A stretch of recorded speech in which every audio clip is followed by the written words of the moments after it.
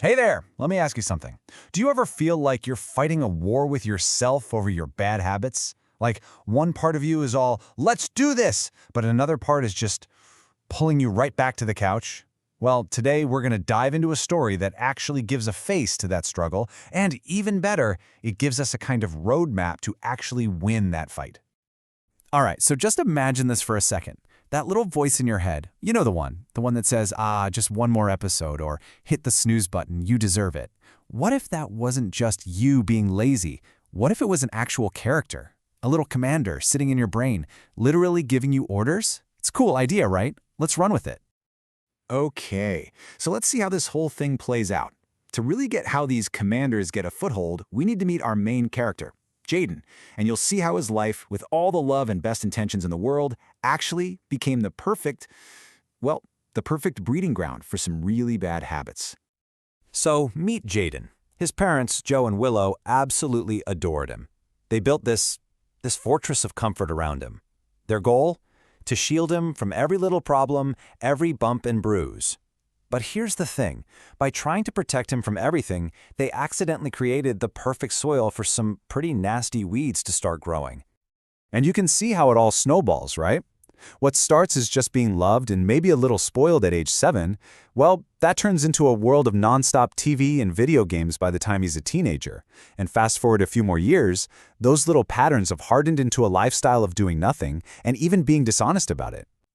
This is where things get really interesting. This is the moment these habits stop being just background noise and become active commanders. It's time to meet the villains of our story, the actual forces that are about to grab the steering wheel of Jaden's life. So the story paints this incredible picture. Imagine a meeting up in the clouds, where bad habits are like these agents just waiting to be assigned.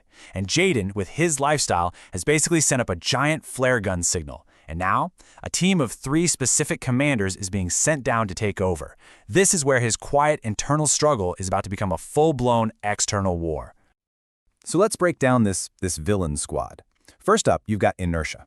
Think of him as the master of the couch potato. His one and only goal is to keep Jaden from moving.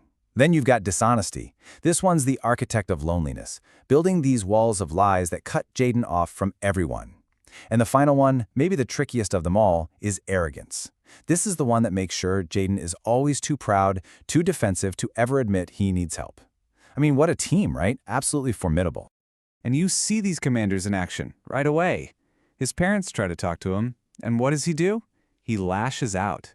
That's arrogance speaking, not Jaden. It's all deflection, all defense. And deep down, he knows he's in trouble, but arrogance just won't let him admit it. And his mom? She nails it. She says, you are letting bad habits rule over your life. She can actually see them, even if he's totally blind to it. So, Jaden hits rock bottom. He's alone, he's tired of being tired, he's just stuck. But right there, in that moment of total despair, he makes one tiny choice. It's like a little crack appears in the armor his habits have built around him. And that one single choice, it's about to lead him somewhere he never, ever expected. This is it. This is the big moment. For the first time in forever, Jaden does something totally out of character. He wakes up before the sun is even out, and he just goes outside. Now, he has no idea, but this simple act is his first real act of rebellion against that commander, Inertia. It seems like such a small thing, but trust me, this is the step that changes everything. So he's in the garden, and he meets this old gardener, Clive. And Clive shows him something that's, it's a perfect metaphor for his life. He points to these nasty, poisonous weeds that are literally strangling the life out of the most beautiful tree in the whole garden. And the light bulb just goes on, you know? The weeds, those are his habits. And that incredible tree, full of potential, that's Jaden. And here's the twist. When Jaden agrees to help pull the weeds, when he shows he's actually ready to do the work, Clive reveals who he really is. He's not just a gardener, he's the Dragon of Boons. He's this mythical creature who shows up to help people who are finally ready to help themselves. See, he's not there to save Jaden. He's there to give him the weapons for the fight that Jaden just decided to start. All right, so the stage is set. The battle lines are drawn. Jaden is armed with some new insight and some pretty powerful tools, and he is ready to go to war with those commanders that have been running his life for way too long. So the dragon gives Jaden these 3 rings. But these aren't just, magic rings from a fairy tale. They're more like physical reminders of the things he needs to work on. There's the ring of honesty, to fight back against all the lies. The ring of discipline, to take on that powerful pull of laziness.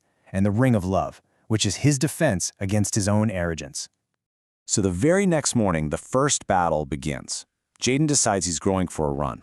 And right away, that old voice of inertia is in his head whispering, "No, no, you are mine. I command you."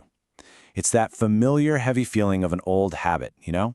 It's just desperately trying to pull him back in. But this time is different. This time, Jaden's got a weapon. He looks at that ring of discipline, and he taps into his own resolve, and he just pushes back. He literally tells that voice no, and he forces himself to run one more lap. I mean, that is what the struggle looks like right there in that moment. And it's not just about willpower either. It's about fixing the damage. So Jaden confesses to his neighbors that he's the one who stole their muffins.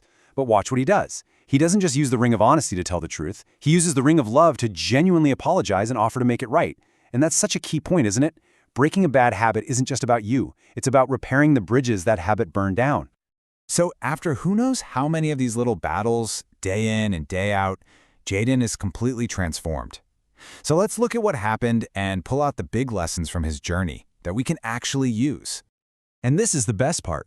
Over time, Jaden just takes the rings off. He doesn't need them anymore. Why? Because the things they represented, honesty, discipline, love, they aren't tools he has to use anymore.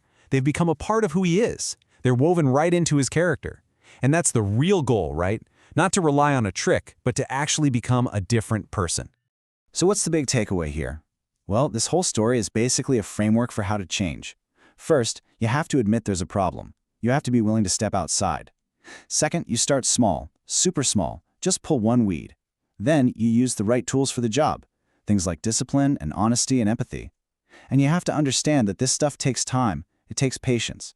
But you just keep at it until doing the new thing feels as natural as the old habit used to. And that brings us to the end of Jaden's story. But maybe it's the beginning of yours, because the story leaves us with one really important question to ask ourselves. When you look at the garden of your own life, with all the good stuff and all the weeds, which one are you going to pull first?